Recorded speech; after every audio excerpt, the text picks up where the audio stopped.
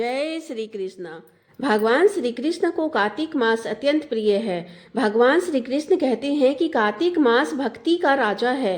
गीता में उन्होंने स्वयं कहा है कि 12 मास में मैं कार्तिक मास हूँ। जो कार्तिक मास में तुलसी का पूजन करता है, दीप जलाता है, हरि नाम का कीर्तन करता है, वह मेरे धाम में सदा के लिए वास करता है।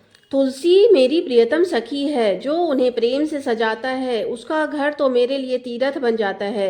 रोज सुबह तुलसी को जल से स्नान कराओ, फूल, चंदन, दीप प्रेम से अर्पित करो, ओम तुलसी नमः का जाप करो, तुलसी की परिक्रमा करो, भोग अर्पण और कीर्तन से घर पावन हो उठता है। इस मास में तुलसी पूजन न केवल धर्म देता है बल्कि अंत में मोक्ष का मार्ग भी खोलता है। जहाँ तुलसी होती है वहाँ मैं और तुलसी सदा वास करते हैं। बिना तुलसी दल के तो मैं भोग भी ग्रहण नहीं करता। तुलसी व्रत कार्तिक में जो श्रद्धा से करे, हरि चरण में स्थान पा भव सागर से तरे।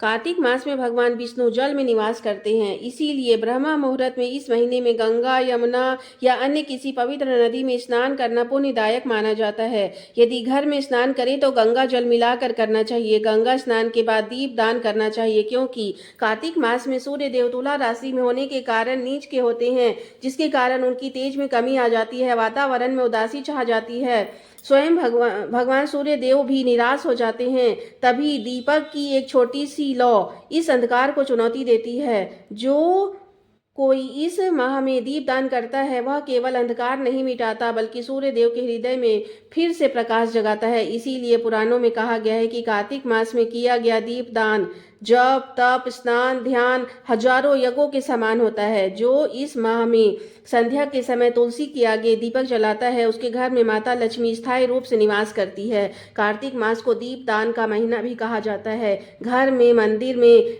घी का दीपक जलाना चाहिए। इस पवित्र माह में भगवान विष्णु के श्री विष्णु सहस्त्रनाम का पाठ, भगवान श्री कृष्ण के मंत्र कृष्णाय वासुदेवाय हरिये परमात्मने प्रणतः क्लेशनाशाय गोविंदाय नमो नमः का जाप, माता लक्ष्मी के श्री सूक्त का पाठ करने का श्रेष्ठ समय है। ब्रह्मा जी बोले, जो मनुष्य कार्तिक मास में प्रतिदिन गीता का पाठ करता है उसके पुण्य के फल का वर्णन करने की शक्ति मुझ में नहीं है।